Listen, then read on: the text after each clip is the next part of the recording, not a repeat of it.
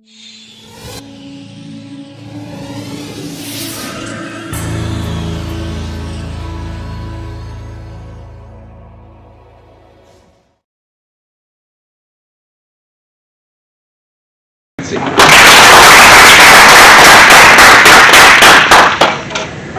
Monday morning. Your 6:30 alarm clock just went off, and you're already dreading the week. You feel like you're running on empty, and you're not sure how you're going to make it past today, let alone the rest of the week. Now, think about what I just said. Put yourself in that perspective, and now, who has ever felt exhausted, overwhelmed, or just plain burnt out? Raise your hand. Okay, now raise your hand if you've ever felt like that for days or even weeks on end. This isn't normal. As young adults, we should be able to balance our social and academic life in a natural and balanced way. However, we're not able to do so because of stress. Stress is very subjective. It can go from low, average to high. It could be as small as not knowing the problem on a math test to a bigger problem like not knowing what you want to do for the rest of your life. Obviously, it's very different.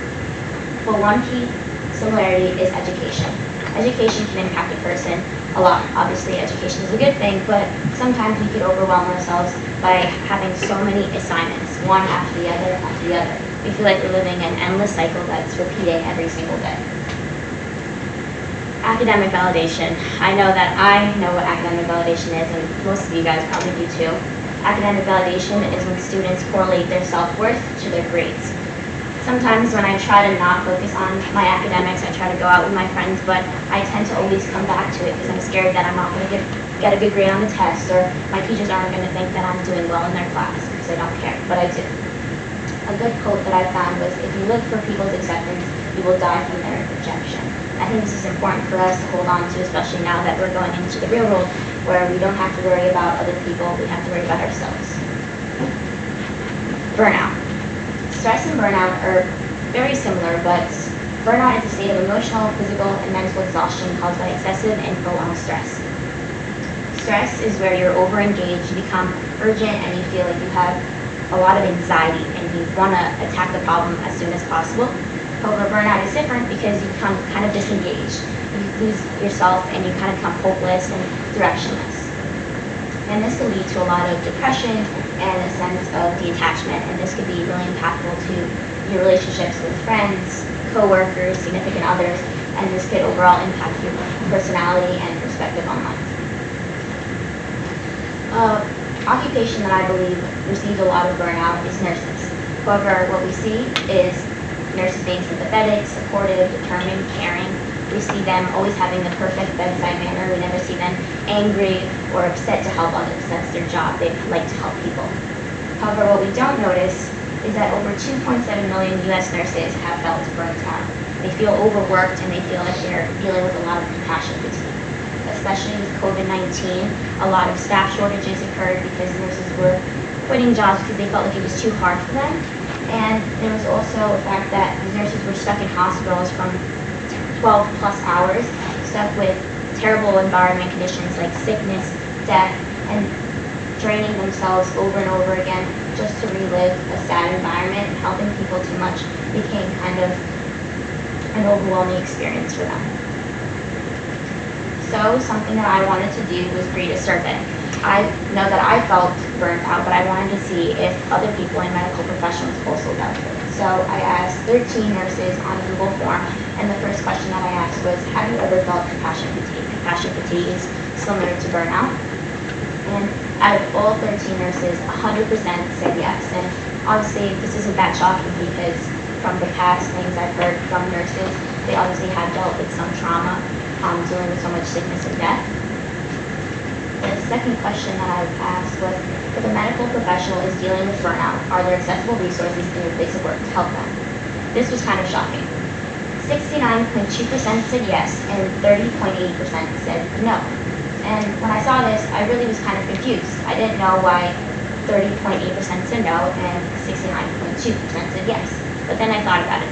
Here at BHS, we have resources for students if they're dealing with mental health, homework, or just to join a club. But the thing is, the student has to look for it. Nothing is given to you by hand. And that's the same with nurses. Nurses need to be able to accept the fact that they receive, or that they've had burnout, but it's kind of something that nurses don't want to talk about too much because they feel bad about it. However, as a society, we should be able to create accessible resources where they don't feel bad about asking for help. These are also some other things that I got from the open-ended questions. The overall theme of this was that nurses have a lot of passion for what they do. Someone said that nurses are often used as servants to their patients and patients' family. So imagine you do something nice for someone, and after all of that work you did, they don't even say thank you. That's basically what they're feeling on a day-to-day basis, especially after the pandemic.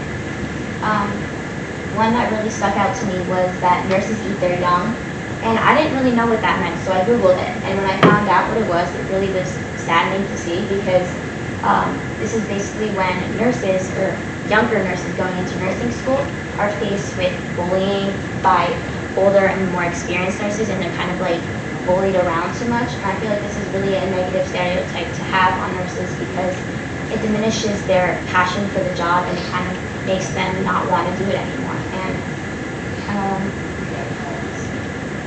there's also a lot of burnout problems, but there's a lot of ways to get better.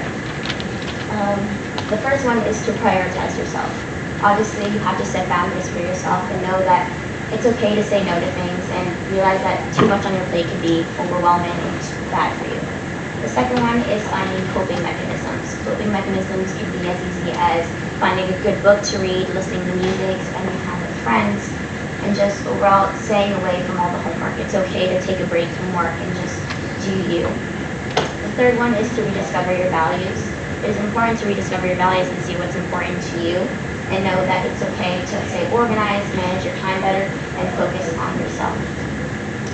Overall, no matter the situation that you may be in, overworking yourself to a point of burnout can cloud your perspective as a person and can cause you to lose the passion you have for your work or your career. Whether you are struggling with academic validation or stress from work, it is important to reach out to family or support to reignite the flame that was once burnt out because of exhaustion and burnout. Thank you.